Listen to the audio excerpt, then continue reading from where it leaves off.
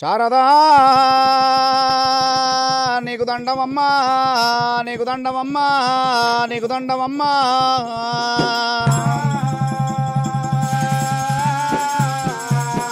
గంగలబో గంగమా తల్లివమ్మ గంగనాటి వివరాలు మరి ఎట్టులున్నాయి.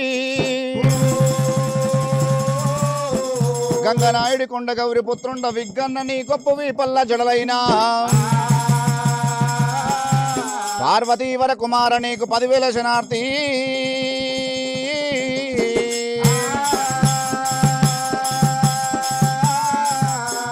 శరణు శరణు మా అంబారాణి శంభవీరాణి శంభావీరాణి కరుణ చూడు మము గన్నా తల్లి గంగా బాబాని గనకల్పవల్లి.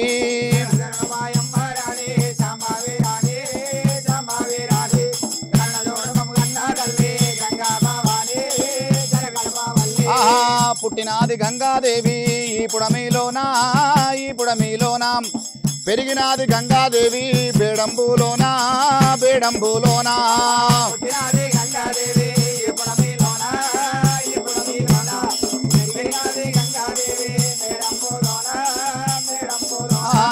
వేడి నీళ్ళు సల్లవి నీళ్ళు 7 గోళాలు 7 గోళాలు జాలారి రేవుల్లో జలకమాడింది స్నానమాడింది.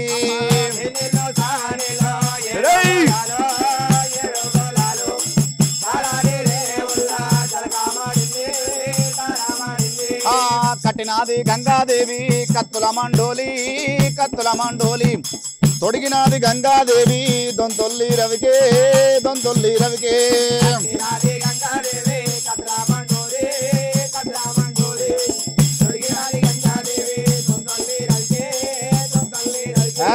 పోసినాది గంగాదేవి నిప్పులోడివాలు నిప్పులోడివాలు పట్టినాది గంగాదేవి కరవాలము చేత కరవాలము చేత.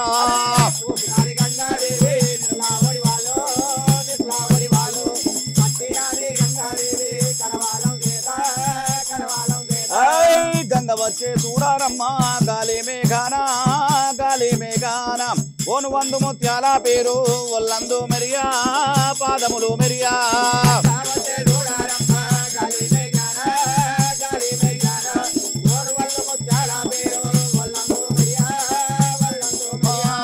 గంగా నిన్నో గోలిసేటి గనుడెవ్వారమ్మో గనుడెవ్వారమ్మా ఘనమైన మట్టేవాడు గంగా చలికాడు కాటా మహారాజు.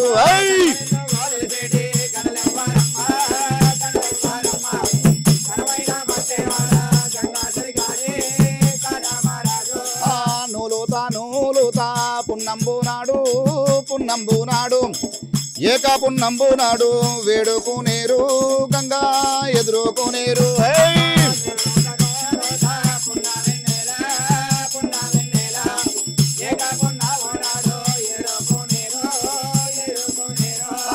కాకార చెట్టుకు కాయాలందామా కాయాలందమ్మా కడగొట్టు బత్తీరన్నా కావాలందామా సేవాలందామా.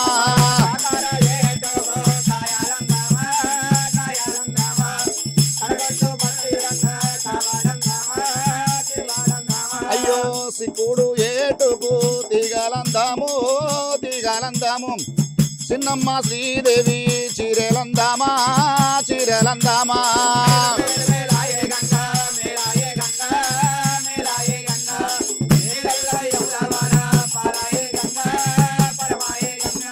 కాశీకి పోయే తవ్వాలోనా కాతామా విల్లు కాతామా విల్లు ఒక్క పండన్న వంపాడాయే మా బత్తీరన్నా శివ బత్తీరన్నా.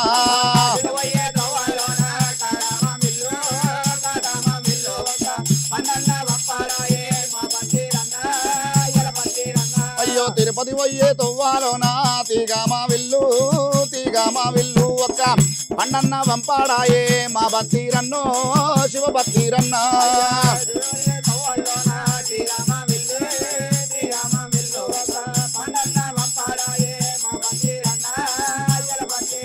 అయ్యో 3 గొంగుల తీసిరే ముత్యాల రవికే ముత్యాల రవికే ముమ్మయ్య గోని ఆడ మురిసేనే గంగా మురిసేనే గంగా.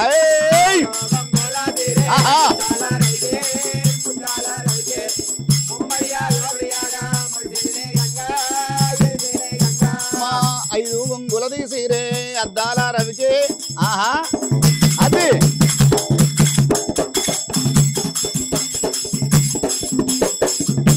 ఆహా 5 గంగుల తీసిరే అద్దాల రవికే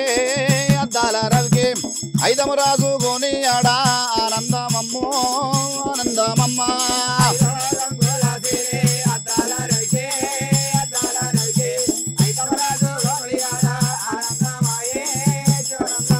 అయ్యో 7 గంగుల తీసిరే ఎర్రన్ని రవికే విరణప్ప గోని ఆడా వెలిసేనే గంగా వెలిసాడే గంగా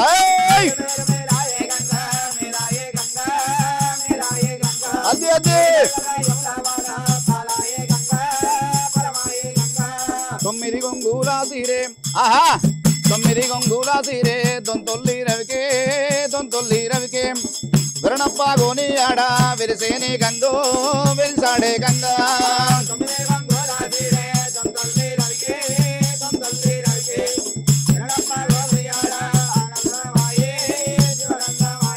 ఏ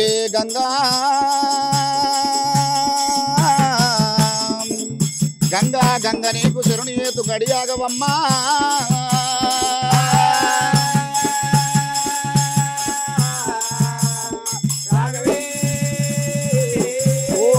ఆయన గంగను ఎందుకు ప్రార్థన చేయాలి గంగను ఎందుకు వేడుకోవాలి తాగేది గంగ తలకు పోసుకునేది గంగ కుండల పోసేది గంగ కూరాట్ల పోసేది గంగ తొక్కేది గంగ మొక్కేది గంగ సకల చండాలము వాపేది సత్యవీర గంగ ఒకవేళ గంగ కరుణిస్తేనే ఋతువుగా వర్షాలు పడుతున్నాయి ఋతువుగా వర్షాలు పడితేనే అనువుగా పంటలు పండుతున్నాయి ఒకవేళ గంగ కరుణించకపోయినా ఋతువుగా వర్షాలు పడకపోయినా అనువుగా పంటలు పండకపోయినా ఈ ప్రజల కష్టం ఏ ప్రభువు కూడా తీర్చలేడు అందుకోసమైన ఎంతటి పండితుడైన ఎంతటి పామరుడైన గంగను ప్రార్థించవలసిన అవసరం ఉన్నది స్వామి హరహర మహాదేవ ఏలకు మహారాజా హరహర మహాదేవ శంభో శంకర శరణయ్య మహాదేవ ఆదేవి దండాము తల్లి భూదేవి దండాము తొక్కిన భూదేవత తోడై ఉండుమా అమ్మ మొక్కిన భూదేవత మోక్షములివుమా తలచిన భూదేవత తల మీద కలిగుండు అయ్య సూర్యుడ దండాము చంద్రుడ దండాము సుక్కలకు దండాము తెప్పలకు దండాము అయ్య మూలా సుక్క అరము జ్యోతి అయ్య మూలమైన పెద్దలకు దండాము ఏయ్ మా బలి మల్లయ్యో కులగురు వీరయ్యా అయ్య తండ్రైన మల్లయ్యో తాతైన మల్లయ్య అయ్య నీడకు ఉన్న ఓ నిండు మల్లయ్య నీ పాదాన 10,000 దండాము అయ్య సావట్ల కూర్చున్న సన్నాయి బాబూజీ నాలికలమ్మో నవకిల్లాదానావు అయ్య కాశమదండాము తల్లి పోషమదండాము అయ్య పోషము దండమే బొడ్రాయి దండాము వీబుడ్ల నెలకొన్న వీరాహనమన్లు నీ పాదాన 10,000 దండాము అయ్య విద్యలు చెప్పిన పెద్దలకు దండాము జన్మను ఇచ్చిన తల్లిదండ్రి పాదాలకు నీ పాదాన 10,000 దండాము అయ్యో ఏగేరణ వేరు ఎండి పిల్లన గ్రోవి మోగేడి తాళాలకు పాదాల గజ్జాలకు నీ పాదాన 10,000 దండాము దండమే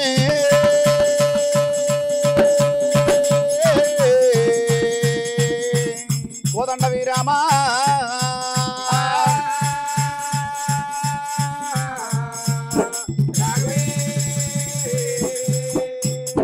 మనము స్ఫూర్తి స్ఫూర్తి కార్యక్రమంలో ఇప్పుడు మనకి ఒగ్గు కళాకారులు వీళ్ళందరూ ఉన్నారు.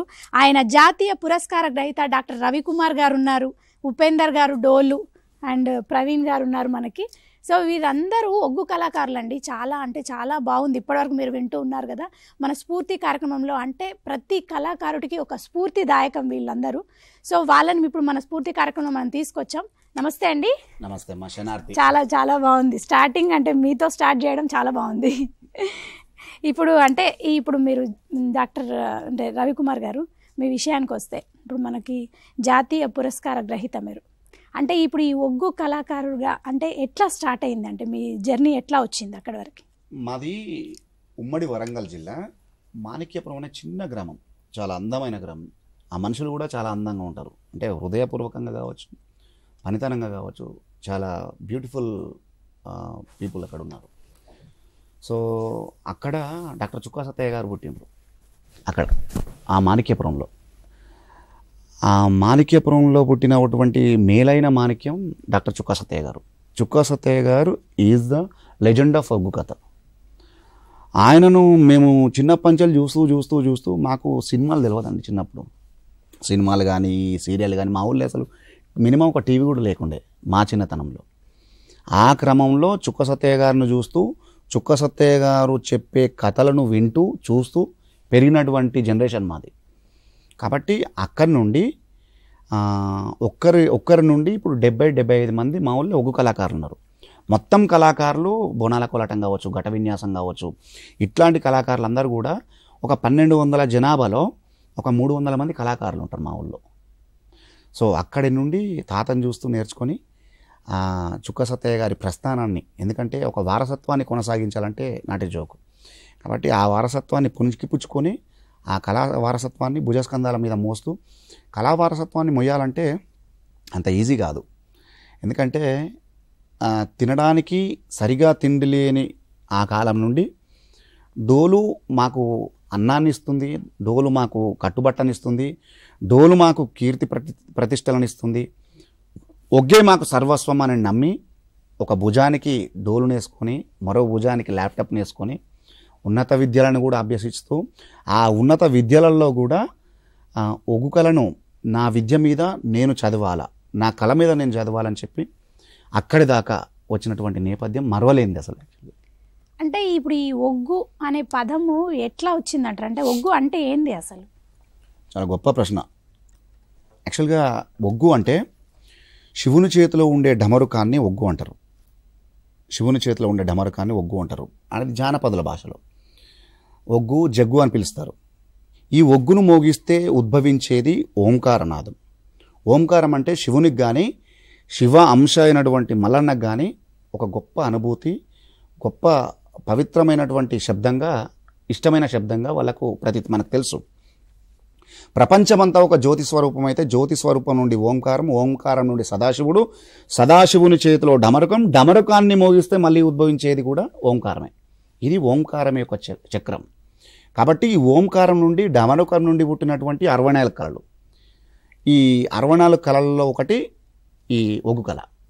ఒగ్గు కళను సర్వసాధారణంగా షెపర్డ్స్ కమ్యూనిటీ, ఏదైతే కుర్మగొల్ల కమ్యూనిటీ ఉందో ఆ కుర్మగొల్ల కమ్యూనిటీ మల్లన్నను ఆరాధిస్తూ పట్నాలు వేసుకుంటూ, బీరన్నను ఆరాధిస్తూ బీరన్న పట్నాలు వేసుకుంటూ వాళ్ళ జీవనాన్ని, కళా జీవనాన్ని అందంగా గడుపుతూ ఉంటారు.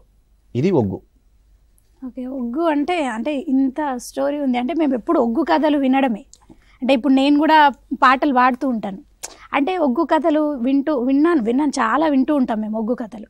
కానీ ఇంత అంటే దీనికి సంబంధించిన వివరణ ఇంత ఉందని ఎప్పుడు ఎవరు చెప్పలేదు. చాలా క్రిస్పీగా చెప్పిన ఇంకా అదే. అంటే ఒగ్గు గురించి చెప్పాలంటే ఒగ్గు ఎట్లా పుట్టింది, ఒగ్గు యొక్క ప్రస్థానం ఏందని చెప్పేది మళ్ళీ డెప్త్కి వెళ్తే ఒక 2 రోజుల కథ. అది చెప్తే 2 రోజుల కథ. చాలా క్రిస్పీగా శివుడు నుంచి మల్లన్నకి ఎట్లా వచ్చింది, మల్లన్న నుండి ఒగ్గు పూజారులకు, ఇది ఒక చిన్నగా చాలా క్రిస్పీగా చెప్పినాను మీకు. అంటే ఇప్పుడు మీరు ఒగ్గు కథలు నేర్చుకున్నాను అన్నారు కదా చిన్నప్పటి నుంచి. అంటే చిన్నప్పటి నుంచి నేర్చుకోవడం అంటే మీరు విని నేర్చుకున్నవి మళ్ళీ ఇప్పుడు చెప్తున్నారా, లేకపోతే అవి విని మీరు కూడా మళ్ళీ ఒగ్గు కథల్ని మళ్ళీ మీరు కూడా రాసుకున్నారేమన్నా? జనరల్గా ఒగ్గు కథలో అదే ఒగ్గు కథ అనేదే పుక్కిట పురాణం. దానికి పర్టికులర్గా ఒక స్క్రిప్ట్ అంటూ ఏ రోజు లేదు. నాలుక మీద నక్షత్రం పుక్కిట పురాణం. అయితే ఇది సనాతన ధర్మంగా వంశపారంపర్యంగా ముత్తాతలు చెప్తుంటే తాతలు విని, తాతలు చెప్తుంటే తండ్రులు విని, తండ్రులు చెప్తుంటే మా జనరేషన్ వరకు ఇక్కడి వరదాకా కూడా ఈ సంప్రదాయాన్ని పూలల్లో పెట్టి మాకు అందించారు. మాకున్నటువంటి బాధ్యత ఏంటంటే ఏ విధంగా మా పెద్దలు మాకు అందించారో మేము కూడా నెక్స్ట్ జనరేషన్ కూడా అంతే భద్రంగా అందించాల్సిన బాధ్యత, అవసరం, ఆవశ్యకత కూడా మా మీద ఉంది. నిజంగా అండి. అంటే ఇప్పుడు జనరేషన్స్కి ఒగ్గు కథలు చాలా వరకు తెలియదు. ఇలా ఒగ్గు కథల్ని మీరు బయటికి తీసుకొచ్చి అంటే ఆ జాతీయ పురస్కారం వరకు వెళ్ళడం అంటే అది మామూలు విషయం కాదు, చాలా మంచి విషయం అండి. మీతో మాట్లాడడం కూడా చాలా హ్యాపీగా ఉంది. ఉపేందర్ గారు, అంటే మీ ఒగ్గు డోలు ప్రస్థానం మీది ఎట్లా స్టార్ట్ అయిందండి? నేను 2011లో 9th క్లాస్ చదువుతున్నప్పటి నుంచి మా తాతలు, మా తండ్రులు, మా వంశపార్యపరంగా మా గిట్ల వస్తుంది. మా అన్ననే మా గురువు, అన్న దగ్గర నేర్చుకున్నాం. 2011లో నేర్చుకుని ఇప్పటి వరకు చదువుతో పాటు ఇది కూడా చేస్తున్నాం. అంటే చదువుతో పాటు ఇప్పుడు అంటే ఏం చదువుతున్నారు? డిగ్రీ ఫైనల్ ఇయర్ అయిపోయింది. డిగ్రీ ఫైనల్ ఇయర్ అయిపోయింది. డిగ్రీ ఫైనల్ ఇయర్ చదువుతూ అంటే ఇప్పుడు ఈ జనరేషన్లో కూడా మీరు అంటే డోలు మీద అంత కాన్సన్ట్రేషన్ పెడుతున్నారంటే అంటే ఎట్లా వచ్చింది ఇంట్రెస్ట్ డోలు? మా వంశపార్యపరంగా వస్తుంది. తాతల నాన్న నుంచి అందరు వాయిస్తూ ఉంటారు. మీ అంటే మీ ఫాదర్ ఇదే తాత అందరు వంశపార్యపరంగా వస్తుంది. ఓకే, ఇక వాళ్ళ వంశపార్యపరంగా వస్తుంది కాబట్టి మేము ఇట్లా వదులుకోవద్దు కాబట్టి కంటిన్యూ చేస్తున్నాం. ఇప్పుడు ఎంతసేపు సాధన చేస్తారు డోలు? ఇది ప్రోగ్రామ్ చేస్తే నైట్ 7 స్టార్ట్ చేస్తే మళ్ళీ తెల్లవారుజామున కొడుతూనే ఉంటాం. అవును, మొత్తం సాధన చేస్తూనే ఉంటాం. ఓకే, ఇప్పుడు మనకు ప్రవీణ్ గారు, మీరు అంటే మీది ఎట్లా స్టార్ట్ అయింది? నేను 8th క్లాస్ నుంచి నేర్చుకున్నాను మేడం. ఓకే, అన్న గురువు గారు అన్న అప్పటి నుంచి 8th క్లాస్ నుంచి. ఇప్పుడు ఏమైనా చదువుకుంటున్నారు? ఫైనల్ ఇయర్ అయిపోయింది madam. Final year, degree final year అయిపోయింది. అంటే ఇప్పుడు ఏంది అంటే దీని మీదనే ఉన్నారా లేకపోతే ఏదైనా జాబ్ ఏమైనా చేస్తున్నారా? జాబ్ ఏం లేదు మేడం, దీని మీద ప్రోగ్రామ్ చేసుకుంటూ పండుగలు చేసుకుంటూ ప్రోగ్రామ్స్ చేసుకుంటూ ఉన్నారు. అంటే ఇది ఎట్లా మీరు కూడా ప్రాక్టీస్ చేస్తారా? అంటే సాధన చేస్తారా? డైలీ చేస్తాం మేడం. డైలీ చేస్తాం మేడం, డైలీ చేస్తారు. రవికుమార్ గారు, అంటే ఇప్పుడు మనకి మీరు ఒక గొర్రెల కాపరి కుటుంబం నుంచి అంటే జాతీయ పురస్కారం వరకు అంటే ఎట్లా సాగింది ఆ జర్నీ? అది జనరల్గా మా తాత, మా నాయన వీళ్ళందరూ కూడా మా కమ్యూనిటీ జనరల్గా ఏంటంటే షెపర్డ్ కమ్యూనిటీ. దానిలో భాగంగా మేము మా ఇలవేలుపులను కొలుసుకోవడానికి ఈ ఒగ్గు కథలు చెప్తూ ఉంటాం. పట్నాలు వేసుకుంటూ, తర్వాత కథలు చెప్పుకుంటూ మా జీవనం అంతా ఇళ్ళనే ఉంటుంది. సో నేషనల్ అవార్డు అనేది నేను ఎప్పుడు అది రావాలి, దాని గురించి ఇది చేయాలనేది ఎప్పుడు కూడా అనుకోలే. కాకుండా ఏంటంటే దైవము ఒకటి తలుస్తాడు. సో ఎవరు కూడా కష్టము అనేది ఇష్టంతో చేసినప్పుడు దానికి తగిన ప్రతిఫలం ఖచ్చితంగా ఇస్తాడు. ప్రతిఫలాన్ని ఆశించకుండా కష్టం చేసినప్పుడు తప్పకుండా మనకి ఎప్పుడు ఏది అందాలనో అది అందుతుంది. ఆ క్రమంలో జనరల్గా నేను అరంగేట్రం చేసిన నాటికి కళారూపంలో చాలామంది కళారూపాన్ని వదిలిపెట్టి డోళ్ళన్నీ కూడా అటుకు మీద పెట్టి ఇంకా వలసలు పట్నాలకు వలసపోయి, బొంబాయిలకు వలసపోయి, తర్వాత దుబాయ్, మస్కట్ ఇక్కడ వలసపోయి, లేదంటే వివిధ వ్యాపారాలలో స్థిరపడి ఇట్లాంటి దుర్భరమైనటువంటి పరిస్థితుల్లో కళారూపం ఉండే 2001 ఆ సంవత్సరం నాటికి నేను జాయిన్ అయింది. యాక్చువల్గా అంతకంటే ముందే నేను అరంగేట్రం అనేది నాది 97లో నేను నా అరంగేట్రం జరిగింది ఒగ్గుకల్లో. సో ఆ క్రమంలో చాలామంది నేను వస్తుంటే కూడా, నేను డోలు కొడుతూ ఉంటే కూడా చాలామంది ఒక నైరాశ్యానికి గురైనరు. రవి, నువ్వు మీద అంటే కుటుంబంలో చాలామంది చదువుకోలేదు, చదువుకున్న దానిలో ఇప్పుడు చదువుకున్న దానిలో కొద్ది గొప్ప చదువుకుంటున్న వాడివి నువ్వు, నీకు అవసరమా ఈ కళ? బట్టకొస్తుందా పుట్టకొస్తుందా అన్న అర్థం వచ్చేటట్టు చాలామంది అడిగినరు. నాకు కూడా అనిపించింది. కానీ నేను ఒకటే, డోల్ను నేను ఎప్పుడైతే తదేకంగా నా మనస్ఫూర్తిగా ముట్టుకునేటువంటి సందర్భం ఉన్నదో ఆ రోజు ఒకటే అనుకున్నా, అమ్మ నాకు కళారంగం అంటే ప్రాణం, ఇష్టం కాదు, ప్రాణం అది. నేను డోలు కొట్టినా, లేదంటే ఒక పాట పాడినా, ఆట ఆడినా ఒక జనరంజకంగా సభను మెప్పించేటువంటి వ్యవస్థ భగవంతుడు మనకి ఇచ్చిండు. రవికుమార్ గారు, మనకి కాలర్ లైన్లో ఉన్నారంటే మీతో మాట్లాడడానికి, మాట్లాడేద్దాం. తప్పకుండా. నమస్తే అండి. నమస్తే అండి, ఎక్కడి నుంచి మాట్లాడుతున్నారండి? పెద్దపల్లి జిల్లా. మీ పేరు చెప్పండి. దేవరామకృష్ణ గారు. ఇప్పుడు మనకి ఒగ్గు కళాకారులు రవికుమార్ గారు ఉన్నారు, డాక్టర్. ఆయనతో మాట్లాడండి. అన్న శనార్థి, శనార్థులు బ్రహ్మాండంగా ఉన్నా పెద్దపల్లి జిల్లా అన్న మాది. అన్న అన్న అన్న జూది కట్టమ్మా. మేము పంపాలలో అన్నా మేము. ఓ గ్రేట్ అన్న. మేము కూడా ఈ జంపికలు వాయిస్తాం అన్న. గ్రేట్ గ్రేట్ కళా కుటుంబం. కళా కుటుంబం అన్న మనది కూడా. Okay okay great. ఇప్పుడు మన దాంట్లో కూడా పిల్లలు కూడా నేర్చుకుంటున్నారు అన్న పాటలు పద్యాలు. ఓకే ఇప్పుడు మన తాతలు పెద్దలు వాళ్ళని చూసి నేర్చుకుంటారు అన్నయ్య. ఓకే అదే అన్న ఇప్పుడు మిమ్మల్ని చూసి నేను మాట్లాడదామని చేశాను అన్నయ్య. థ్యాంక్ యూ అన్న, థ్యాంక్ యూ. ఎందుకంటే ఎల్లమ్మ మల్లన్న అనే వాళ్ళు ఇద్దరు ఎల్లమ్మంత యంత్రం లేదు, మల్లన్నంత మంత్రం లేదు అంటారు మన పెద్దలు. వాళ్ళిద్దరు కూడా అంటే అక్క తమ్ముళ్ళు. ఇక్కడ మన బయన్ల కావచ్చు, పంబాల కావచ్చు, తర్వాత ఏర్పుల కావచ్చు, తర్వాత ఒగ్గు కావచ్చు, చిందు కావచ్చు, ఇవన్నీ చాలా పెద్ద అంటే సనాతనంగా సాంప్రదాయాన్ని కొనసాగిస్తున్నటువంటి కుటుంబాలు. చాలా సంతోషం. ఎందుకంటే ఈ కుటుంబాలన్నీ కూడా కళను మోసుకొస్తూ రేపటి జనరేషన్కి అందించే వారధిలాగా ఉంటున్నాం కదా, అందుకు చాలా గ్రేట్గా అంటే గొప్పగా ఫీల్ అవుతాను నేనైతే. అంటే ఇప్పుడు ఆయన చెప్పినట్టు దేవగారు అంటే వాళ్ళ ఫ్యామిలీలో ఇప్పుడు వాళ్ళ పిల్లలకు కూడా నేర్పిస్తున్నారు అన్నారు. అంటే ఇప్పుడు ఈ జనరేషన్కి కూడా ఇప్పుడు నేర్పిస్తున్నారంటే ఇప్పుడు దీనికంటూ ఫ్యూచర్ ఉంది అంటారా? అంటే ఎట్లా ఇప్పుడు అది మొత్తం నేర్చుకున్న వాళ్ళు ఒగ్గు మీదనే అంటే ఒగ్గు కళాకారులుగా వాళ్ళ జర్నీ మొత్తం కొనసాగించవచ్చు అంటారా, లేకపోతే వేరే పక్కన ఏదైనా జాబ్ చేస్తూ ఇది చేయాలంటారా? నేను ఒకటే చెప్తానండి, నువ్వు ఏదైనా కార్యక్రమం చేయి, ఏదైనా పని చేయి, ఆ పనిని ఆస్వాదించు, ఆరాధించు, శ్వాసించు, ధ్యానించు. లేదు నేను కొంచెం ఒక అడుగు దీని మీద పెడతా, ఒక అడుగు దాని మీద పెడతా అంటే ఎటు కాకుండా పోతాం. అఫ్కోర్స్ కొంతమందికి బై లక్ బై ఛాన్స్ ఒక 4 రంగాలలో నిలబడితే ఏ రంగంలో ఒక రంగంలో ఎదుగుతామనే ఒక ఛాన్స్ ఉండొచ్చు, కానీ గుర్తింపు రాదు. దానిలో నిష్ణాతత కావచ్చు, లేదంటే దాని అంతు చూడాలంటే అంటే దాని లోతు ఎంత ఉందో చూడాలంటే ఇప్పుడు ఒగ్గు కళలో నేను అవపోసన పట్టిన దానిలో చుక్క సత్తయ్య గారు చెప్పిన దానిలో సుమారుగా ఒక 60% మాత్రమే అవపోసన పట్టినాను. ఇప్పుడు పొద్దున నడినెత్తి మీద ఉన్నది అంటే ఆల్మోస్ట్ నా లైఫ్లో సగం లైఫ్ అయిపోయింది, ఇంకా సగం లైఫ్ ఉన్నది. ఈ సగం లైఫ్లో కూడా ఉన్నంత వరకు అవపోసన బట్టి ఒగ్గు కథను ఒగ్గు కళను ప్రపంచవ్యాప్తం చేయాలనేటువంటి కాన్సెప్ట్తో మేము బయలుదేరినాం. సో నా జీవితం సరిపోదా అన్న ఆలోచనలో ఉన్నాయి ఇప్పుడు నేను. కాబట్టి ఒక రంగానికి అంకితమైనప్పుడు ఆ రంగంలో నువ్వు నిష్ణాతునివిగా బయటికి వెళ్ళాలి, ఆరితేరాలి అంటారు కదా మన భాషలో, ఆరితేరాల. అప్పుడు నువ్వు ఒక లెజెండ్ వై కూర్చుంటావు అక్కడ. అది నేను చెప్పేది. అంటే ఇప్పుడు ఒగ్గు కళాకారులకి అంటే ప్రాధాన్యత ఎక్కువ ఉందంటారా, తగ్గిందంటారా? ఇప్పుడు ప్రాధాన్యత అనేది నేను ఒకటే చెప్తా, మనం చెప్పేటువంటి కళా నైపుణ్యం ఏదైతుందో జనం ఏం కోరుకుంటున్నారో అది మనం చెప్పగలగాలి. ఇప్పుడు ఫర్ ఎగ్జాంపుల్ చాలా సినిమాలు వస్తున్నాయి, అన్ని సినిమాలు నచ్చాయి ప్రజానికానికి. ఏదైతే ప్రజలు కోరుకుంటున్నారో ప్రజలు నచ్చే విధంగా సినిమాలు తీస్తేనే ఆదరిస్తారు. అట్ ద సేమ్ టైం కళారూపాలు కూడా అంతే. ప్రజలు ఏం కోరుకుంటున్నారు, నవరసాలలో సరైన మోతాదులలో ఇప్పుడు ఇన్నొద్దులోలిగే ఒక నైట్ అంతా కూర్చొని ప్రదర్శనలు చూసేటటువంటి ఓపిక వాళ్ళకు లేదు, చెప్పేటువంటి ఓపిక కళాకారుల దగ్గర లేదు. సరే ఒక హాఫ్ అన్ అవర్ కోరుకుంటున్నారు అనుకోండి, హాఫ్ అన్ అవర్లో నువ్వేం చెప్పగలుగుతున్నావు అది మనం ఇవ్వగలగాల. అప్పుడు ప్రజలు ప్రేక్షకులై నీ కళను ఆరాధిస్తారు, ఆదరిస్తారు. అట్లా మనం కళాకారులం అట్లా తయారు కావాలా. అంటే నిజంగా చెప్తానండి, అంటే నేను ఒక కళాకారినిగా అంటే మనం ఆ కళని వదులుకోవడం అనేది జరగదు.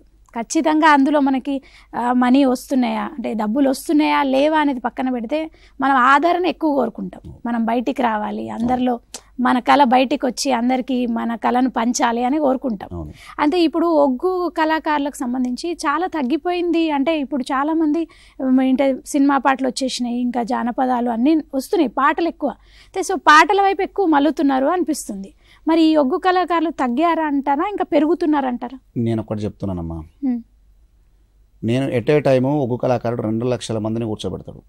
2 లక్షల మందిని నేను ఛాలెంజ్ చేస్తున్నాను.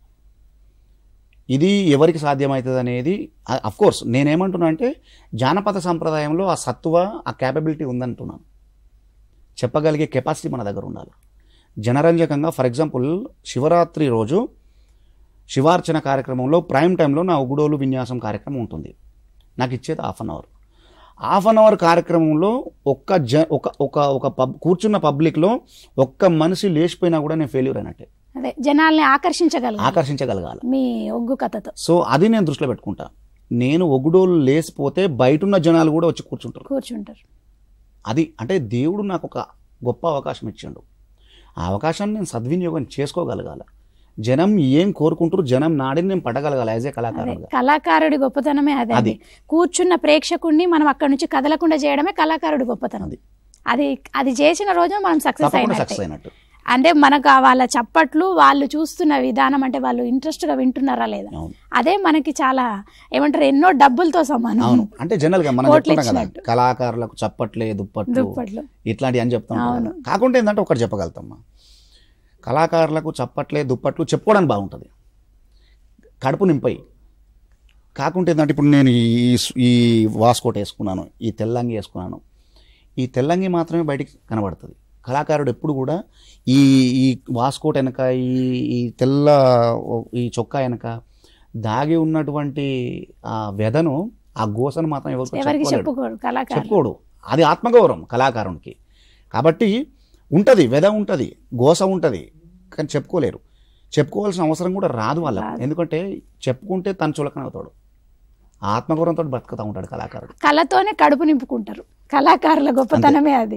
అంటే బయటికి చెప్పరు, కళతో కడుపు నింపేసుకుంటారు. బాగా చేసినవరా రవి అంటే కడుపు నిండి మనకు కడుపు నిండిపోతుంది అంతే. వచ్చి మంచి పర్ఫామ్ చేసిండ్రు అంటే ఇక అది ఒక కొన్ని కోట్లతో సమానం లాగా ఫీల్ అవుతాం మనం. అక్కడ మనకి ఎన్ని డబ్బులు ఇచ్చిర్రు ఏంది అవేమి ఉండవు. కళాకారుడికి ఉన్న మంచి అంటే గొప్ప లక్షణమే అది. ఇప్పుడు మన డోలు ప్రవీణ్ అంటే ఉపేందర్ గారు, అంటే ఇప్పుడు డోలు తయారు విధానం అది ఎట్లా ఉంటుందండి? డోలు తయారు విధానం అనేది ఈ ఇత్తడిని మనం కొనుక్కొచ్చి, మేకతోలు ఉంటుంది కదా, ఆ తోలును మొత్తం తీసి మీద అవి తీసేసి దీన్ని మళ్ళీ దబ్బడంతో తాడు కొనుక్కొచ్చి కుచ్చి దీనికి వెయ్యాలి, ఆరబెట్టాలి. దీన్ని ఒక వారం రోజులు టైం పడుతుంది దీనికి. అంటే ఇప్పుడు ఒగ్గు డోలు అంటే సపరేట్ ఉంటుందా, లేకపోతే మామూలు డోళ్ళు అన్ని అట్లాగే ఉంటాయి కదా? ఇప్పుడు ఒగ్గు డోలు అనేది దీని పుట్టుక అనేది ఒక చరిత్ర. ఆ చరిత్రలోకి ఇప్పుడు మనం పోలేము. కానీ ఒగ్గుడోలు ఎంత పవిత్రంగా, ఒగ్గు ఈ డమరుకం కానీ, గవ్వ కానీ, లేదంటే ఒగ్గు డోలు కానీ మాకు అత్యంత పవిత్రమైనటువంటి ఒక వాయిద్యాలు ఇవి. వాయిద్యాలు డోలును మేము మూసేటప్పుడు, ఇంతకుముందు మేము అడిగారు కదా, తయారు చేసేటప్పుడు ఎంతో పవిత్రంగా మైసాక్షిని తెస్తారు. మళ్ళీ నాకు మైసాక్షి పొగలంటే బాగా ఇష్టం. మైసాక్షిని తీసుకొచ్చి మేము మా కంచరోళ్ళు ఉంటారు, కంచరీ కమ్యూనిటీకి సంబంధించినటువంటి వాళ్ళ ఇళ్ళకి పోయి డోలును తీసుకొచ్చేటప్పుడు కూడా వాళ్ళకి వాయనం పెట్టాలి. ఇది ఇత్తడితో తయారు చేసింది, వాళ్ళు తయారు చేసేటప్పుడు కూడా వాళ్ళు కూడా స్నానం చేసి ఒక సంకల్పాన్ని తీసుకొని దాన్ని తయారు చేస్తారు. ఈ కంచు బొక్కెనని తీసుకురావడానికి కూడా మేము వెళ్ళి వాయనం పెట్టి 101 రూపాయి అయితే 101 రూపాయి, 1000 రూపాయి అయితే 1000 రూపాయి పెట్టి ముందుగాల వాయనం పెట్టి ఒక కుడుక, ఒక ఖర్జూర పండు, ఒక పోకచెక్క, తర్వాత ఒక రైకమడుపు, చేరుంబావు బియ్యం ఇవన్నీ తీసుకుపోయి వాళ్ళకి ఇచ్చి దాన్ని తీసుకొచ్చి శుద్ధి చేసుకొని మేక చర్మాన్ని నానబెట్టి దాన్ని శుద్ధి చేసుకొని, ఇప్పుడు దీన్ని మేక చర్మం అన్నట్టుగా ఎక్కడ కూడా మనకు దాని వెంట్రుకలు కానీ అవి కూడా ఎక్కడ కనిపించవు. దాన్ని ఆ విధంగా శుద్ధి చేసి మైసాక్షి పొగలేసి దానిలో గవ్వ, తర్వాత 1 రూపాయి జ్ఞానము ఇవన్నీ కూడా వేసి దాన్ని పవిత్రంగా, అతి పవిత్రంగా ఈ డోలును మూయడం జరుగుతుంది. అట్లా. ఓకే. అయితే అంటే ఇప్పుడు మనకి మీరు డాక్టరేట్ చేస్తున్నారు, అంటే ఏ అంశం మీద పరిశోధన చేస్తున్నారు ఇప్పుడు? మరి ఒగ్గుకు సంబంధించి కథల గురించా, లేకపోతే ఎట్లా, ఏం పరిశోధన చేస్తున్నారు? నాది MA, MPhil, PhD 3 కూడా పొట్టి శ్రీరామ్ తెలుగు విశ్వవిద్యాలయం జరిగినాయండి. దానిలో భాగంగా నేను PhD చేసేటప్పుడు మా గురువు గారు నాకు పర్యవేక్షణగా ఉన్నటువంటి డాక్టర్ కోట్ల హనుమంతరావు దగ్గరికి వెళ్ళి, సార్ నేను PhD నాకు సీట్ వచ్చిన తర్వాత పరిశోధన అంశాన్ని నేను చేసేటప్పుడు, సార్ నేను థియేటర్లో నేను ఉన్నప్పటికీ ఒగ్గు కథ అనేది పుక్కిట పురాణంగా అర్వాచీనులు పేర్కొన్నారు, కానీ నాటక లక్షణాలు అనేవి అనేకంగా పుష్కలంగా దాగి ఉన్నాయి. కాబట్టి ఒగ్గు కథలో దాగి ఉన్నటువంటి నాటక లక్షణాల మీద నేను ఈ PhD పరిశోధన కొనసాగిస్తానని చెప్పినప్పుడు డాక్టర్ కోట్ల హనుమంతరావు గారు వెంటనే నాకు ఆ పర్మిషన్ ఇవ్వడం జరిగింది. అట్లా ఒక 10.5 సంవత్సరాలు, అంటే నాకు ఒక వైపు ప్రదర్శనలు, మరోవైపు ప్రదర్శన, ఈ రెండింటిని కూడా సైమల్టేనియస్గా బ్యాలెన్స్ చేసుకుంటూ ఈ పరిశోధనను 10.5 సంవత్సరాల పాటు కొనసాగించి 584 పేజీల పుస్తకాన్ని పరిశోధన గ్రంథాన్ని సమర్పించినందుకు 2024లో నాకు డాక్టరేట్ ఇచ్చారు విత్ గోల్డ్ మెడల్. అంటే ఇప్పుడు మనం అప్పటి నుంచి మనం మాట్లాడుతూనే ఉన్నాం. అవును. అంటే మేము మళ్ళీ ఒకసారి మీ ఇది వినాలనుకుంటున్నాం. అంటే ఒక్కొక్క కథ మళ్ళీ ఒక్కొక్క కథతో మా ప్రేక్షకులందరూ కూడా చూస్తున్నారు, వినాలనుకుంటున్నారు. డెఫినెట్లీ. మేము మల్లన్న పండుగలు చేసేటప్పుడు ఇల్లు నుండే కార్యక్రమం ఒకటి ఉంటుంది, చాలా గొప్ప కార్యక్రమం. ఎందుకంటే మల్లన్న పండుగ పట్నం వేస్తున్నామంటే ఆ ఇల్లు గల్లలు అలాగే కళ్యాణకర్తలు ఎవరైతే ఉంటారో ఒక వారం రోజుల నుండే వాళ్ళు మెంటల్గా ప్రిపేర్ అయి ఉంటారు. అంటే సాత్వికంగా మల్లన్న పూజ మన ఇంట్లో చేసుకుంటున్నాం, మల్లన్న పండుగ ఆ పట్నం మన ఇంట్లో వేస్తున్నాం కాబట్టి చాలా పవిత్రంగా ఉండాలి, మన ఇల్లు శుద్ధిగా ఉండాలని చెప్పి వారం రోజుల ముందు నుంచే వాళ్ళు బట్టబాతలన్నీ పిండేసుకొని ఇల్లుని శుద్ధి చేసుకొని కార్యక్రమం సిద్ధం చేసుకుంటారు. ఒగ్గు పూజారులు వచ్చినప్పుడు వాళ్ళ కాళ్ళకు నీళ్ళు ఉంపి వాళ్ళను సాధారణంగా ఇంట్లోకి ఆహ్వానించిన తర్వాత వాళ్ళు ఇంట్లోకి పోయిన తర్వాత మల్లన్నను ఆరాధిస్తారు. ఫస్ట్ ఆరాధించేటువంటి ఒక చిన్న గేయాన్ని మీకు చెప్తాను.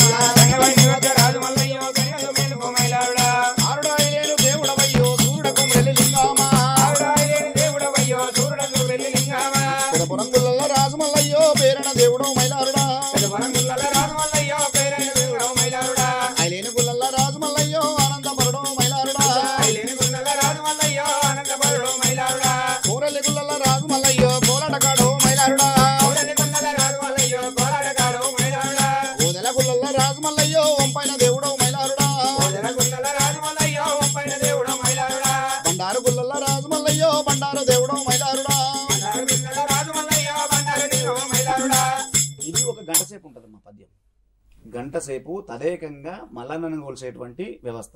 రాగానే వాళ్ళకు మైండ్ ట్యూన్ అంటే ఒక ట్యూన్ చేయాలి. ఇప్పుడు స్టార్ట్ అయింది, ఇక 3 రోజులు ఇదే పవిత్రతను కొనసాగించాలి అని చెప్పేటువంటి మల్లన్న నేపథ్యాన్ని, మల్లన్న గొప్పతనాన్ని చెప్పేటువంటి గొప్ప ఒక పాట.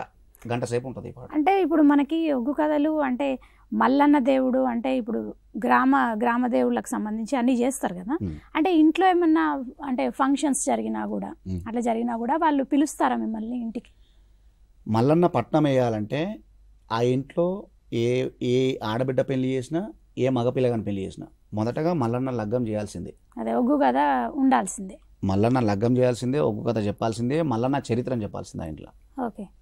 కాబట్టి మల్లన్న పట్నం వేయంది ఏ ఆడపిల్ల పెళ్లి చేయవద్దు మా ఇళ్ళల్లో. మల్లన్న పట్నం వేయంది ఏ మగపిల్లని పెళ్లి చేయవద్దు మా ఇళ్ళల్లో. పిల్లని తెచ్చి మా ఇంట్లో పెళ్లి చేసుకునే ముందే మేము పట్నం ఎక్కించుకోవాలి. పట్నం ఎక్కించుకున్న తర్వాతనే పెళ్లి చేసుకుంటాం మేము.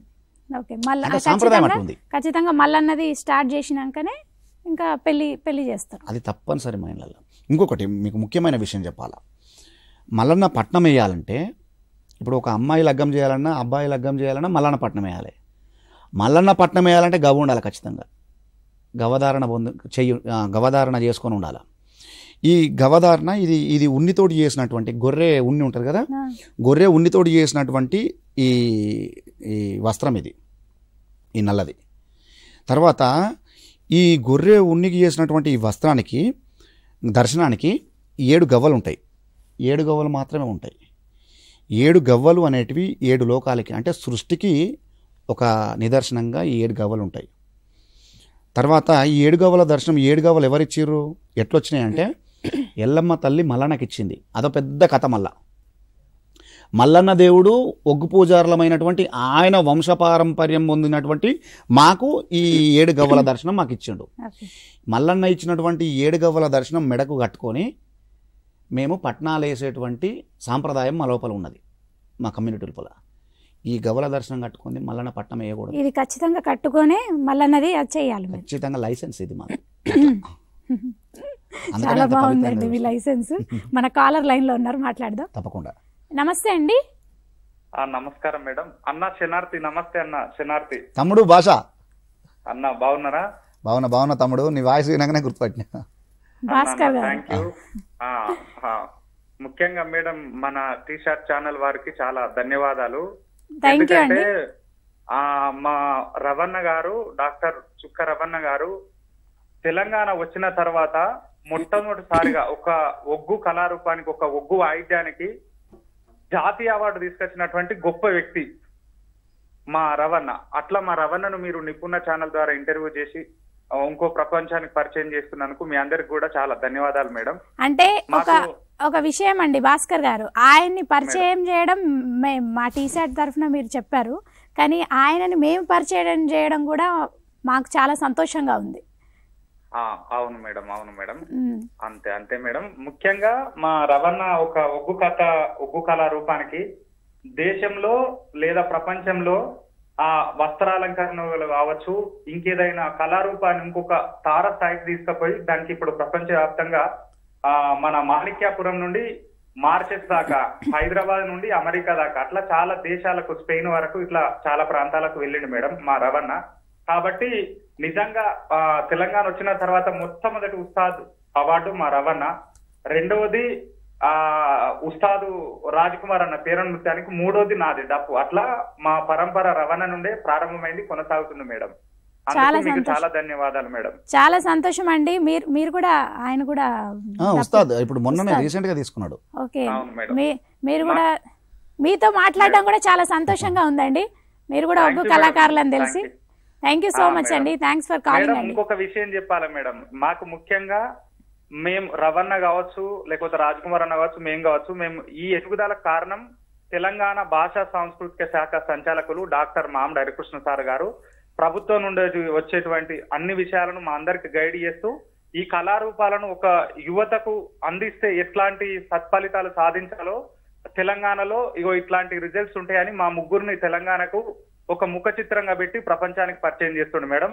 అందుకు సార్కు విన్నట్టే ఉండే ప్రభుత్వానికి అందరికి కూడా పేరు పేరున ధన్యవాదాలు మేడం. మీకు కూడా టీ షర్ట్ ఛానల్ కు ప్రత్యేకమైన ధన్యవాదాలు మేడం. మీకు కూడా థ్యాంక్ యూ సో మచ్ అండి, కాల్ చేసినందుకు, మీతో మాట్లాడినందుకు మాకు కూడా చాలా సంతోషంగా ఉంది. థ్యాంక్ యూ అండి భాస్కర్ గారు.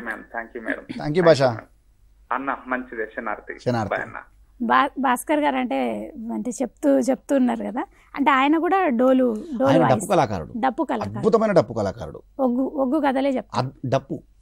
డప్పు ఆదిమ జాతులలో మాదిగ కమ్యూనిటీ అనేది ఎంత పురాతనంగా, సనాతనంగా ఆ డప్పు వాయిద్యం అనేది ఆదివాద్యంగా కొనసాగుతుంది. డప్పుకు ఇవాళ ఒక ప్రతిబింబంగా, డప్పుకు ఒక నిదర్శనంగా నిలిచింది ఇవాళ తమ్ముడు భాస్కర్. ఆయన జతులను కూడా డప్పు మీద వాయించగలుగుతాడు. తర్వాత రెండో వ్యక్తి పేర్ని రాజ్ కుమార్ ఉన్నాడు, బంజారా బిడ్డ. బంజారా కమ్యూనిటీలో తండాల బుట్టి పేరుని నాట్యం నేర్చుకుని నటరాజ రామకృష్ణ గారు, పద్మశ్రీ నటరాజ రామకృష్ణ గారి దగ్గర నేర్చుకొని పేరుని విదేశాలలో ప్రదర్శించి కేంద్ర సంగీత నాటక అకాడమీ మన ఉస్తాద్ బిస్మిల్లా ఖాన్ పురస్కారం 2022లో తీసుకున్నాడు. అంటే మన కళల్ని ఎక్కడ అంటే మాసిపోకుండా మనకి బయటికి తెస్తూనే ఉన్నారు. అంటే అప్పటి కళలు ఇప్పుడు చాలా మందికి తెలియదు కదా. మీరు చెప్పినట్టు ఇందాక ఒగ్గు కథలు అనేవి, ఒగ్గు కళాకారులు మామూలుగా కొంతమందికి తెలుసు. ఇప్పుడు మీరు ఇందాక చెప్పినవి చాలా మందికి తెలియదు ఇప్పటి జనరేషన్కి. కానీ ఇప్పటి జనరేషన్ కూడా మనం ఎక్కడ మర్చిపోకుండా తెలియజెప్పడానికి అసలు మీరందరూ ముందుకు వచ్చి చాలా బాగుందండి. నిజంగా వినడానికి కూడా చాలా సంతోషంగా అనిపిస్తుంది. లిటరల్గా చుక్కసత్తయ్య గారు ఒక మాట చెప్పారమ్మా, ఈ సందర్భంగా మీకు చెప్పాలా. మన ఎదుగుదలకు కానీ, లేదంటే మనకు ఆకలి మీద ఉన్నప్పుడు, లేదంటే మన పొట్ట చూసి భోజనం పెడతారు కదా, అంటే ముఖం చూసి తన కడుపులో అన్నం ఉందా లేదా, ఏమైనా తిన్నడా లేదా అని గుర్తుపట్టడం చాలామంది ఉంటారు. అదేవిధంగా మన ఎదుగుదలకు అంటే ఒక చిన్న టాలెంట్ ఉంటే దాన్ని ప్రోత్సహించి చేయందించి పైకి లాగటోళ్ళు చాలామంది ఉంటారు. అట్ ద సేమ్ టైం రెండో పార్శ్వంలో తొక్కటలు కూడా ఉంటారు. ఆ తొక్కటల గురించి నేను మాట్లాడాను, నాకు అవసరం లేదు. ప్రతి కళాకారుడికి అది ఎదురవుతుంటది, జనాలు ఉంటాయి, అవి చెప్పుకోవాల్సిన అవసరం లేదు. వాటి గురించి టైం వేస్ట్ అనవసరంగా. కాబట్టి ఈ మన ఎదుగుదలలో అవసరం ఉన్న వాళ్ళ గురించి ఖచ్చితంగా మాట్లాడుకోవాలని, మనం ఏ ఇంట్లో అయితే బుక్కడి బువ్వ తింటామో ఆ ఇంటిని కలకాలం గుర్తుపెట్టుకోవాలని చెప్పిండు. ఆ చేతిని కానీ, ఆ ఇంటిని కానీ, ఆ చేసిన సహాయాన్ని కానీ తను ఉన్నన్ని రోజులు మర్చిపోవద్దురా బిడ్డ అని చెప్పి చుక్కసత్తయ్య గారు చెప్పారు. అట్లా చాలామంది, ఇంతకుముందుకు తమ్ముడు చెప్పిండు, మేము అనామకులుగా అంటే ప్రతిభ అనేది చాలా ఉన్నది, కానీ ఆదరించే వాళ్ళు చాలా తక్కువ. మరీ ఉమ్మడి రాష్ట్రంలో అయితే ఇక చెప్పలేము అది. ఇక మళ్ళీ ఆ వ్యధను వెళ్ళబోసుకోవడం కరెక్ట్ కాదు. కానీ తెలంగాణ వచ్చిన తర్వాత మామిడి హరికృష్ణ గారు డైరెక్టర్గా వచ్చారు. డైరెక్టర్గా వచ్చిన నేపథ్యంలో యంగ్ జనరేషన్ కోసం చూస్తున్నారు. ఎందుకంటే తెలంగాణ ఆ రాజసాన్ని, కళా రాజసాన్ని బయటికి చూపించాలి. తెలంగాణ సంస్కృతికి సంబంధించి ఎలాంటి కళాకారులు అందరూ బయటికి రావాలంటే యువతేజాలు కావాలి ఆయనకు. అంటే చేతిలో ఒక ఆయుధాలు కావాలి ఆయనకు, కళా తేజాలు కావాలి. ఆ సందర్భంలో తారసపడ్డ వాళ్ళమే నేను కావచ్చు, భాస్కర్ కావచ్చు, రాజ్ కుమార్ కావచ్చు, సందీప్ కావచ్చు, లేకపోతే రామ్కోటి కావచ్చు, లేకపోతే ప్రవీణ్ కావచ్చు, వీళ్ళందరూ కూడా 38 శిక్షణా శిబిరాలు చేయించినాం. ఈ సందర్భంగా నేను తెలంగాణ ప్రభుత్వానికి కూడా నేను రుణపడి ఉంటా. ఎందుకంటే వాళ్ళు లేకపోతే ఇవాళ రవి ఈ స్థితిలో లేడు. చాలా గొప్పగా ఆదరించిండ్రు. అఫ్ కోర్స్ మన కాలర్ లైన్లో ఉన్నారండి, మాట్లాడదాం. నమస్తే అండి. నమస్తే అండి, మీ పేరు చెప్పండి. భరత్ మేడం. భరత్ గారు ఎక్కడి నుంచి మాట్లాడుతున్నారు? కొల్లాపూర్ మేడం. కొల్లాపూర్. భరత్ గారు, మీరు ఇప్పుడు మాట్లాడండి. మనతో పాటు రవికుమార్ గారు ఉన్నారు, ఉగ్గు కళాకారులు మాట్లాడండి. నమస్తే అన్న. శనార్థి, మొన్న మీరు కొల్లాపూర్ వచ్చారన్న, కొల్లాపూర్ ఆర్ఐడి జూబ్లీ ఉత్సవాల వేడుకల్లో పాల్గొన్నారు కదన్నా? అవును అవును అవును. అక్కడ మంచి ప్రదర్శన చేస్తారన్న మీరు. Thank you. ఆర్ఐడిలో కదా? అవునన్నా, మీ టీం మొత్తం మంచి పర్ఫార్మెన్స్. అవును అవును, చాలా గొప్ప ప్రదర్శన, అది గొప్ప వేదిక కూడా. మన మాన్యులు జూపల్లి కృష్ణారావు గారి ఆధ్వర్యంలో జరగడం అది చాలా చాలా ప్రౌడ్గా ఫీల్ అయినాం మేము. అదే ఇక్కడ కూడా కొంత కొల్లాపురం వెనుకబడ్డ ప్రాంతం కాబట్టి ఇక్కడ కూడా ఆ కళను ఇంకా విస్తరించాలన్నా, మీ ద్వారానే సాధ్యమవుతుందని చెప్పి అడుగుదాం అన్నట్టు కాల్ చేస్తున్నాం. డెఫినెట్లీగా మీరు అక్కడ ఆ ప్రదేశంలో మన వాళ్ళు ఎవరు కూడా ఒగ్గుగత కానీ ఒగ్గుడోలు కానీ నేర్చుకునే పిల్లలు యంగ్ జనరేషన్ ఎవరున్నా కూడా నా డబ్బులు పెట్టుకొని నేను అక్కడికి వచ్చి వాళ్ళకి 21 రోజుల పాటు శిక్షణనిచ్చి నాతో పాటు ప్రదర్శన తీసుకెళ్లేటువంటి గొప్ప ప్రయత్నం నేను చేస్తాను. తప్పకుండా ఇది నేను మాటిస్తున్నాను మీకు. థ్యాంక్స్. థ్యాంక్ యూ అండి. కాదు, ఇప్పుడు ఆయన కాల్ చేసి అంటే కొల్లాపూర్లో మా దగ్గర కూడా ఇట్లా మీరు తయారు చేయాలి అని అడగడం చాలా సంతోషంగా ఉంది. అంటే ఎంతవరకు మీరు అందరికి రీచ్ అవుతున్నారనేది అర్థమవుతుంది. ఇప్పుడు రీసెంట్గా మొన్న ఆర్ఐడి స్కూల్ ఒకటి ఉంది, చాలా పురాతన స్కూల్. పెద్ద వాళ్ళు మన జూపల్లి కృష్ణారావు గారు కావచ్చు, రామేశ్వరరావు గారు కావచ్చు, లేదా పెద్ద వాళ్ళు చాలామంది అక్కడ స్కూల్లో చదివినారు, గవర్నమెంట్ స్కూలే. అయితే ఆ స్కూల్ వార్షికోత్సవం సందర్భంగా ఒక కార్యక్రమం ఏర్పాటు చేశారు, పెద్ద కార్యక్రమం. విదేశాలలో ఉన్న విద్యార్థులందరూ కూడా, పూర్వ విద్యార్థులందరూ కూడా అక్కడికి వచ్చారు. చాలా పెద్ద వేదికనేసారు. ఆ వేదిక మీద 50 మంది ఒగ్గు కళాకారులతో ఒక ప్రదర్శన చేయించారు. 50 మంది అంటే మీ శిష్యులేనా? మా శిష్యులే, యంగ్ జనరేషన్. ఇప్పుడు మన దగ్గర ఉన్నాయి ఆ విన్యాసాలు కూడా మన దానిలో ప్లే అవుతున్నాయి. జూపల్లి కృష్ణారావు గారు ఈజ్ ద చీఫ్ గెస్ట్ అక్కడ. సో అక్కడ హాఫ్ అన్ అవర్ టైం ఇచ్చారు. హాఫ్ అన్ అవర్ టైంలో అట్లా మన భాషలో చించవతలు పడేసినాం అంటారు కదా, అట్లాంటి ప్రదర్శనను వాళ్ళు అసలు మెస్మరైజ్ అయ్యారు. చాలా ప్రదర్శన ఫస్ట్ టైం అట వాళ్ళు చూడడం. వచ్చి వాళ్ళు అసలు మేము ఇంతవరకు చూడలేదు, అసలు ఇంత గొప్ప ప్రదర్శనలు ఉంటాయని, ఒగ్గు వాళ్ళు ఎట్లా చేస్తారని మాకు తెలియదు, జనరల్గా కథలు చెప్తారని తెలుసు కానీ మామూలుగా అంతే అండి. 50 మందితో ఎవరు చూడలేదు, నేను కూడా ఎప్పుడు చూడలేదు, కథలు చెప్పడమే విన్నాం. ఆ విన్యాసాలు కూడా ఒగ్గుడోళ్ళు ఏంటంటే జనరంజకంగా ఉండేటువంటి ఒళ్ళు గగుర్లు పొడిచేటువంటి విన్యాసాలు చేయగలుగుతాం మేము. అక్కడ దశావతారాలను అడాప్ట్ చేసి, తర్వాత శివముద్రలను అడాప్ట్ చేసి చేయడం అనేది ఒక గొప్ప ప్రదర్శన. అది మన కాలర్ లైన్లో ఉన్నారు, మాట్లాడారు. నమస్తే అండి. నమస్తే మేడం. మీ పేరు చెప్పండి. మేడం నా పేరు మధు. మేడం మధు గారు ఎక్కడి నుంచి కాల్ చేస్తున్నారండి? మధు గారు? మేడం యాదాద్రి. మధు గారు మాట్లాడండి. ఇప్పుడు మనతో పాటు రవికుమార్ గారు ఉన్నారు, మాట్లాడండి. నమస్తే అన్న. శనార్థి బ్రదర్.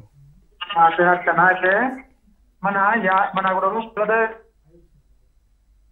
స్వామి, ఓకే, మల్లన్న స్వామి ఓన్లీ కుటుంబాలకు సంబంధించిన దేవుడు, ప్రత్యేకంగా మన కులదైవం కావచ్చు. ఓకే, అక్కడ మన చైర్మన్ పదవులు కానీ అధికారులు కానీ అన్ని మనం ఉండాలి. అక్కడ మొత్తం చేజారిపోతున్నాయి. మీరు అసలు ముందుండి మనం దాని హక్కులను సాధించుకోవాలి కదా. అవును, అది ఎట్లా మరి ఇప్పుడు ఇట్లనే కాలరాజు మెల్లమెల్ల తగ్గిపోతుంది. మీలాంటి వాళ్ళు తప్పకుండా. అంటే మల్లన్న మీ వాయిస్ సరిగ్గా వినపడలేదు, బట్ నాకు క్వశ్చన్ అర్థమైంది. మధు యాక్చువల్గా విషయం ఏంటిదంటే మల్లన్న సాంప్రదాయం అనేది బండారు సాంప్రదాయం. బండారు సాంప్రదాయాన్ని కాపాడుకోవాలంటే ఒగ్గు పూజారులను కాపాడుకోవాలి. ఒగ్గు పూజారులను కాపాడుకోవాలంటే ప్రభుత్వం కాస్త మన మీద ఎక్కువ దృష్టి పెట్టాలి. ఇది నేను చెప్పాలనుకుంటున్నాను. ఇంకోటి ఏంటంటే గత 4 సంవత్సరాలుగా ఈ విషయం మీద లొల్లి నడుస్తూనే ఉంది. ఎందుకంటే బహుజన సాంప్రదాయమైనటువంటి బండారు సాంప్రదాయాన్ని కొనసాగించే దిశగా ప్రభుత్వం అంటే ప్రభుత్వం దృష్టి పెట్టలేదు. చాలామంది అక్కడికి మిస్కమ్యూనికేట్ చేస్తున్నారు. దాన్ని శిష్ట సాహిత్యం కిందకి మార్చి అక్కడ ఆ దైవానికి సంబంధించినటువంటి దేవుని చరిత్రను కావచ్చు, ఆలయ చరిత్రను కావచ్చు మార్చి ఇంకొక చరిత్రను నెలకొల్పాలనే అటువంటి దుర్మార్గమైనటువంటి ప్రయత్నం చేస్తున్నారు. మధు అడిగింది గొప్ప క్వశ్చన్. కాబట్టి ఖచ్చితంగా మధు నువ్వు అడిగిన దానిలో 100కి 100 నిజం ఉంది. ఆ విధంగా మనం అతి త్వరలోనే దేవాదాయ కమిషనర్ కావచ్చు, లేకపోతే తత్సంబంధిత మినిస్టర్ గారు కొండా సురేఖ గారు కూడా ఉన్నారు. తర్వాత వీలైతే పెద్ద ఆయన అన్నోడుగా రేవంత్ అన్నను కూడా ముఖ్యమంత్రి గారిని కూడా కలిసేటువంటి ప్రయత్నం కూడా చేద్దాం. ఎందుకంటే 80,000 సభ్యత్వం ఉంది. ఒగ్గు కళాకారులు సభ్యత్వం ఉన్నదే 80,000 మంది. అంటే ఇంకా ఎంతమంది ఉన్నారు? 1,00,000 పైచిలకు ఉన్న కళాకారులు ఇంకా లెక్కకు రాని వాళ్ళు చాలా మంది ఉన్నారు. ఓకే, మన కాలర్ లైన్ లో ఉన్నారు. తప్పకుండా. నమస్తే అండి. నమస్తే. మీ పేరు చెప్పండి. నా పేరు సాయి చరణ్. సాయి చరణ్ గారు ఎక్కడి నుండి మాట్లాడుతున్నారు? సాయి చరణ్ గారు శనార్థి సాయి కిరణ్ బ్రదర్. నేనన్నా నీకు ఒకసారి కాల్ చేసా చూడు, అది హైదరాబాద్ సెంట్రల్ యూనివర్సిటీ నుండి అన్నా నేను. అవును బ్రదర్ చెప్పండి. అయితే అన్న చెప్పాను కదా, అకాడమిక్ గా దీన్ని sub cultures, subaltern rituals, practices మన అన్ని ఎలా కనుమరుగవుతున్నాయి, బ్రాహ్మణాధిపత్యం గుళ్ళల్లో ఎలా పెరుగుతుందని చెప్పి నేను మా ప్రొఫెసర్ కలిసి పర్టికులర్ గా ఒగ్గు కథ ట్రెడిషన్, ఈ కల్చర్స్ ఎలా కనుమరుగవుతున్నాయి దాని మీద ఆర్టికల్ రాయాలని అనుకో నేను సంప్రదించినామన్నా. గుర్తుండే ఉంటుంది ఖచ్చితంగా, నాకు రిమెంబర్ లో గుర్తుంది. అదే అన్న, అలాగే మీరు కూడా క్యాంపస్ కి సెంట్రల్ యూనివర్సిటీ కూడా వస్తున్నారా అని తెలిసింది వర్క్ షాప్ పని మీద. అవునవును 11 నుండి ఉంది. 11 నుండి. సో మా ప్రొఫెసర్ కూడా రెడీగా ఉన్నాడు అన్న మీతో కలవడానికి. సో కలిసి మాకు ఒకసారి ఆ ట్రెడిషన్ గురించి కంప్లీట్ గా మీరు ఒక అవగాహన రూపం ద్వారా మాకు అందజేస్తే దీన్ని అకాడమిక్ గా కూడా మేము ఒక ఆర్టికల్ రాద్దామని అనుకుంటున్నాం అన్న. తప్పకుండా బ్రదర్, అటువంటి ఆర్టికల్స్ రావాల్సిన అవసరం ఉన్నది. అదే అన్న, ఎందుకంటే సాంప్రదాయం కొనసాగాలంటే ఆధిపత్య ధోరణి కొంత ఉంటుందమ్మా. జనరల్గా ఇది మాట్లాడుకోవాల్సిన అవసరమే. ఎందుకంటే ఒక సాంప్రదాయాన్ని కాపాడుకోవాలంటే జనరల్గా ఒక దేశాల మీద కావచ్చు, కొన్ని సంస్కృతుల మీద కావచ్చు, కొన్ని సాంప్రదాయాల మీద కావచ్చు దండయాత్రలు జరుగుతూ ఉంటాయి. ఈ బహుజన సాంప్రదాయం మీద కూడా ఇప్పుడు ఒగ్గు సాంప్రదాయం మీద ఎస్పెషల్గా ఆధిపత్య సాంప్రదాయం ఒకటి విపరీతంగా పెచ్చులుతుంది. దాన్ని కాపాడుకోవాల్సిన బాధ్యత కూడా ఇట్లాంటి ఇప్పుడు ఫోన్లు చేసి చాలామంది అడుగుతున్నారు. అన్న మేము పెద్ద లొల్లి కూడా జరిగింది. బండారు సాంప్రదాయాన్ని కనుమరుగు చేసేటువంటి కుట్రను బయటపెట్టినాం. మేము ఆ కుట్రను కూడా త్యజించినాం. ఇవాళ మళ్ళా కింటల కొద్దీ బండారు గుప్తున్నామంటే కారణం ఆనాడు 4 ఏళ్ల కింద జరిగినటువంటి ఒక ఉద్యమం. ఇంకా చాలా మార్చాల్సిన అవసరం ఉన్నది. ఎందుకంటే ఏ దేవునికి సంబంధించినటువంటి పూజలు ఆ దేవుని దగ్గర జరగాలి. నేను వేదాన్ని గౌరవిస్తా, శాస్త్రాన్ని గౌరవిస్తా. అట్ ద సేమ్ టైం వేదం శాస్త్రం పఠనం చేసే వాళ్ళు కూడా ఈ సాంప్రదాయాన్ని కూడా గౌరవించాలి. అంటే బహుజనులో ఉన్నటువంటి సాంప్రదాయాలను కూడా గౌరవించాలి. అప్పుడే సంస్కృతి సాంప్రదాయాలు అనేటివి సంస్కరించబడతాయి. ఇది కాదండి, అంటే ఒగ్గు కళాకారులకు సంబంధించి, అంటే ఈ ఒగ్గు కథలకు సంబంధించి వాళ్ళు స్టూడెంట్స్ కూడా ఇంట్రెస్ట్ చూపిస్తున్నారు. వాళ్ళు ఒక ఆర్టికల్ రాయాలనుకుంటున్నారు. అంటే ఇప్పుడు మీరు ఈ జాతీయ పురస్కారం 2017లో వచ్చింది కదా, అంటే మొదటి పురస్కారం తెలంగాణలో ఎవరికి వచ్చింది? అంటే ఇప్పుడు నంది కూడా ఏకకాలంలో మీరు 2 నంది పురస్కారాలు కూడా అందుకున్నారు. అంటే ఏపీ మన తెలంగాణ ఉమ్మడి. అయితే అవి ఎట్లా వచ్చినాయి ఏంటి? అయితే మొదటగా 2014లో నేను రంగస్థల కళాశాఖలలో నేను విద్యార్థిగా ఉన్నాను. మా గురువుగారు అంటే ప్రతి కళల్లో కూడా నటన అనేది ఉంటుంది, అభినయం అనేది ఉంటుంది. సో దాని గురించి స్టడీ చేయడం కోసం నేను అలా జాయిన్ అయినా ఎంఏ. సో అప్పుడు నాకు తెలిసింది నంది నాటకోత్సవాలని గొప్పగా జరుగుతాయి ఆంధ్రప్రదేశ్లో, ఉమ్మడి ఆంధ్రప్రదేశ్లో. దానిలో మనము పోటీకి వెళ్ళాలి. పోటీకి వెళ్ళి నాటకం, నాటిక విభాగాలు 2 ఉంటాయి. అందులో నేను సాంఘిక నాటిక విభాగంలో తెలంగాణలో నాటి నైజాం పాలన ఎంత క్రూరమైంది, ఎంత హేయమైంది అని చెప్పేటువంటి గొప్ప ఒక నాటికను రచించి నేనే డైరెక్ట్ చేసిన దాన్ని. ఆ రజాకార్ల పాలన ఏ విధంగా ఉండేదనేది, దాని పేరే రజాకార్. ఆ నాటికకు గాను ఏకకాలంలో నాకు 2 నంది అవార్డులు వచ్చినాయి, ఆ నంది నాటక ప్రదర్శనకు గాను. తర్వాత 2016లో నేను చాలా అంటే నేను అవార్డుల కోసం ఎప్పుడు కూడా వెంపర్లాడలేదు.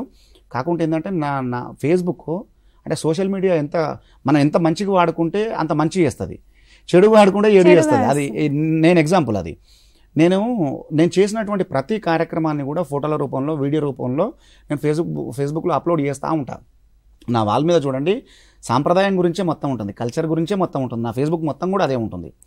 సో ఆ కోణంలో సెంట్రల్ గవర్నమెంట్ వాళ్ళు గమనించి నేను పంపినటువంటి అప్లికేషన్ను వాళ్ళు పరిశీలించి 2016లో మొట్టమొదటి ఉస్తాద్ బిస్మిల్లా ఖాన్ జాతీయ యువ పురస్కారం నాకు నవంబర్ 27 2017లో గౌహతిలో ఇచ్చారు. జగదీష్ ముఖి గారు ఆనాటి అస్సాం గవర్నర్, ఆయన చేతుల మీదకి ఇచ్చారు. అది ఒక ఒగ్గు కథకే ఒక వన్నే, ఒక కిరీటం. అప్పుడు ఇప్పుడు మనకి నందులు కూడా అట్లా 2014లో వచ్చిన 2 నందులు స్టేట్ అవార్డ్స్ అవి. అయితే ఇప్పుడు చివరగా మనకి ఈ స్ఫూర్తి కార్యక్రమంలో చాలామంది కళాకారులు ఉంటారు. కానీ వాళ్ళు కళ చంపుకొని మీరు ఇందాక అన్నట్టు కడుపు మాత్రం నింపదు కళ. కొన్నిసార్లు మనం ఫైనాన్షియల్గా ఎట్లుంటుందో తెలియదు.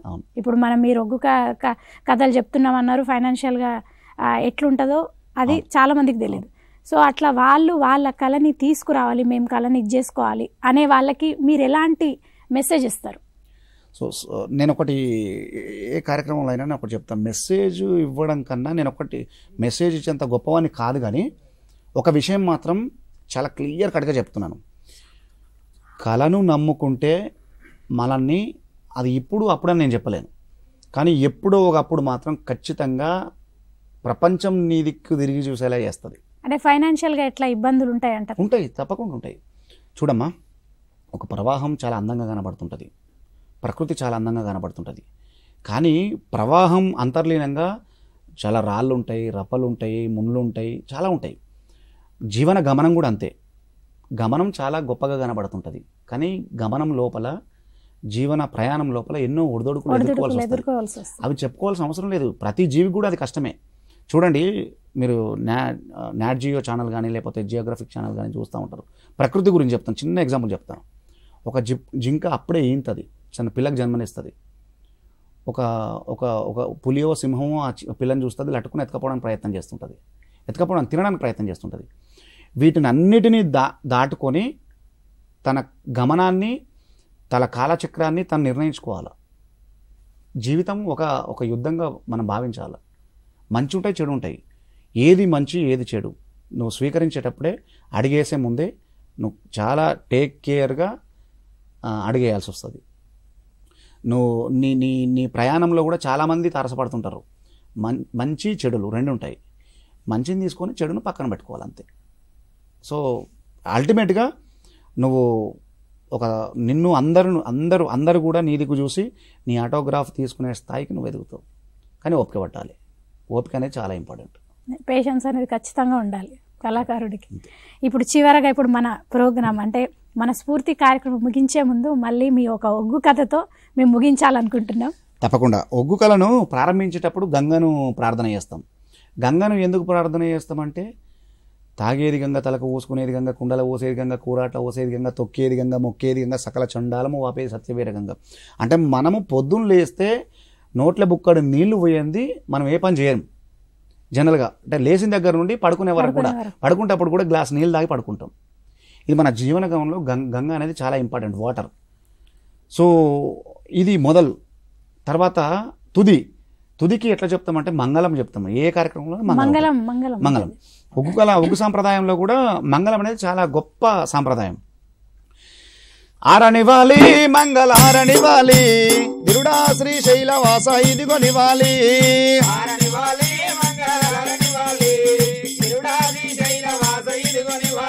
మా దిరుడాయలేని వాస ఇదిగో నివాలి. గనగన నాదెద్దు గంట నాదెద్దు నా కన్నీరు పువ్వుల్లో నిన్ను ఊదిద్దును ఎప్పుడు ఊదిద్దు ఏకసిత్తారణ సిత్తారు చాపిన సిరిమెడలమ్మకు వల్లనే ఐలోని మల్లన్నకు వల్లనే కోరెల్లి మల్లన్నకు గజ మీద కూసున్న గౌరీదేవమ్మకు కంచమైన గొల్ల కేతమ్మకు మా ఇంటి మావురాల ఎల్లమ్మకు అక్కరో మాంకాల నీకారతి అయ్యల్లం బీరయ్య నీకారతి కొత్త కొండీరన్న నీకారతి కొలిపాక సోమన నీకారతి గుంటూరు సిద్ధన నీకారతి కొండగట్టంజన నీకారతి బాపాలి మల్లన్న నీకారతి ఏడుకొండల ఎంకన్న నీకారతి అమ్మవారు జగదమ్మ నీకారతి అమ్మవారు భ్రమరమ్మ నీకారతి అమ్మవారు శక్తి నీకారతి అమ్మవారు మేడల నీకారతి అమ్మవారు కేతమ్మ నీకారతి అమ్మవారు రత్నాల నీకారతి ఆరణివాలి మంగళారణివాలి అయ్యవారు శ్రీశైల వాస ఇదిగో నివాలి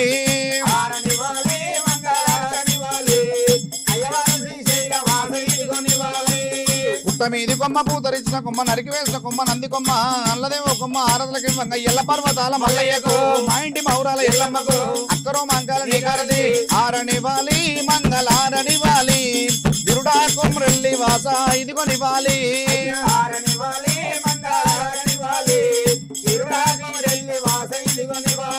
మంగళ మంగళ మంగళ నీరాజనం సమర్పయామి నవం పదిం పార్వతి ఆగతు వ్యాపార కులయలా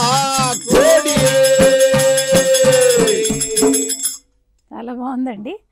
ఇది ఇప్పుడు చాలామంది ఒగ్గు కళాకారులకి అంటే స్ఫూర్తిదాయకంగా అంటే చాలామందికి ఎంకరేజ్మెంట్ ఇస్తూ చాలామందికి స్ఫూర్తినిస్తున్నారు మన జాతీయ పురస్కార గ్రహీత రవికుమార్ గారు. చాలా మంచి విషయం అండి. అందరిని మీరు ఇంకా ఈ ఒగ్గు కథల్ని ముందుకు తీసుకెళ్లాలని మేము మనస్ఫూర్తిగా మా టీసాట్ తరఫున నా తరఫున కోరుకుంటున్నాం. ధన్యవాదాలండి. టీసాట్ ఛానల్కు ఈ సందర్భంగా కృతజ్ఞతలు కాదు, మేము రుణపడి ఉంటాం. ఎప్పుడు ఏ కార్యక్రమం ఉన్నా మీ కార్యక్రమంలో ఒగ్గు కథకు సంబంధించింది ఒగ్గు కళకు సంబంధించింది మేము భాగస్వామ్యులుగా ఉండడానికి కూడా మేము సిద్ధంగా ఉంటాం. టీసాట్ ఛానల్కు మీ అందరి కూడా టెక్నీషియన్స్కి అందరికి కూడా శిరస్సు వంచి క్షణార్థులు తెలియజేసుకుంటున్నాను. ధన్యవాదాలండి. ఇది ఇవాళ మన స్ఫూర్తి కార్యక్రమం. తిరిగి వచ్చే వారం మరో అంశంతో మళ్ళీ కలుసుకుందాం. అంతవరకు చూస్తూనే ఉండండి టీసాట్.